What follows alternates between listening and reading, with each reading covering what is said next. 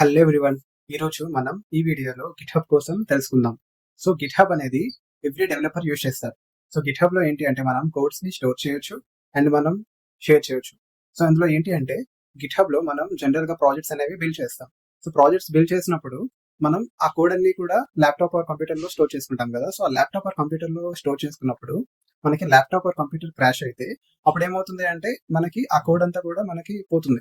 So దానికేంటి మనం గిట్‌హబ్‌లో push చేసుకున్నట్లయితే అప్పుడు ఆ కోడ్ అంతా కూడా మనకి ఒక బ్యాకప్ లా క్లౌడ్ ప్లాట్ఫామ్ లో స్టోర్ అవుతుంది.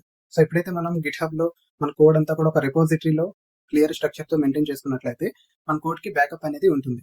అండ్ వన్ మోర్ థింగ్ ఏంటి అంటే మనం మన టీమ్ మెంబర్స్ తో వర్క్ చేసినప్పుడు డిఫరెంట్ డెవలపర్స్ అనేది డిఫరెంట్ ఫీచర్స్ మీద వర్క్ చేయడం జరుగుతుంది. సో ఎప్పుడైతే డిఫరెంట్ డెవలపర్స్ అనేది డిఫరెంట్ ఫీచర్స్ మీద వర్క్ చేసినప్పుడు ఈ వెర్షన్ లో ఏదైతే గిట్‌హబ్ లో మనం క్రియేట్ చేసే వెర్షన్ లో వాళ్ళ కోడ్స్ అనేది పుష్ చేసుకొని మనం చెక్ చేసుకుంటాం. సో ఆ కోడ్ అంతా ప్రాపర్ గా వర్క్ అవుతుందా లేదా అని చెప్పేసి. సో ఎప్పుడైతే ఆ కోడ్ అనేది సమ్ ఇష్యూస్ అలాంటివి ఫేస్ చేస్తే అప్పుడు మనం ఏంటి రీడూ చేసుకోవచ్చు. సో ప్రీవియస్ వెర్షన్ కి మనం రీడూ అండూ చేసుకోవచ్చు. సో అందులో ఏంటి అంటే మొత్తం ప్రాజెక్ట్ లెవెల్లో అనేది మనం వెర్షన్ కంట్రోలింగ్ చేయొచ్చు. సో ఇప్పుడు మనకి న్యూ వెర్షన్ వచ్చేటప్పుడు అది ఎవ్రీథింగ్ ఓకే అనుకుంటే మనం కంటిన్యూ చేసుకుంటాం. లేదు అనుకుంటే ప్రీవియస్ వెర్షన్ కి మళ్ళీ మనం ఫిట్ చేసుకుని మళ్ళీ మనం ప్రీవియస్ వెర్షన్ ని పుల్ చేసుకుంటాం.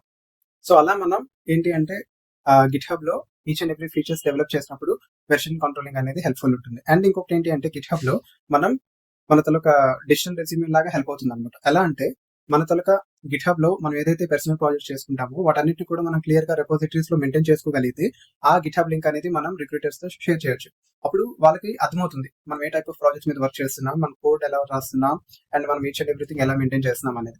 సో ఇట్స్ కైండ్ అందుకే అది మనకు ఒక డిజిటల్ రెజ్యూమే లాగా వర్క్ అవుతుంది అనమాట. సో మెయిన్ గా ఈ గిట్‌హబ్ లో ఏంటి అంటే ఎవ్రీ డెవలపర్ కూడా చాలా యూస్ఫుల్. ఎంతో మంది ఎన్ నెంబర్ ఆఫ్ డెవలపర్స్ అనేది గిట్‌హబ్ లో మనకి పబ్లిక్ ప్లాట్ఫామ్స్ లో ఓపెన్ సోర్స్ ప్రాజెక్ట్స్ కూడా ఉంటాయి. సో అందులో కూడా మనం కంట్రిబ్యూట్ చేసుకొని మంత్లుగా కోడ్స్ ని కూడా మనం వాళ్ళకి సెండ్ చేయొచ్చు. సో ఇట్లా మనకి చాలా బెనిఫిట్స్ అనేవి ఉంటుంది. సో ఇలా మనం గిట్‌హబ్ ని మనం చాలా ప్రొడక్టివ్ గా ఈచ్ అండ్ ఎవ్రీ డెవలపరే కాదు, ఈవెన్ సమ్ హైయర్ లెవెల్లో కూడా ఆ కోడ్ లో ఏమవుతుంది అని తెలుసుకోవాలి అనుకుంటే గిట్‌హబ్ లో మెయింటైన్ చేసుకున్నట్లయితే ఈచ్ అండ్ ఎవ్రీథింగ్ మనకు చాలా క్లియర్ గా ఉంటుంది.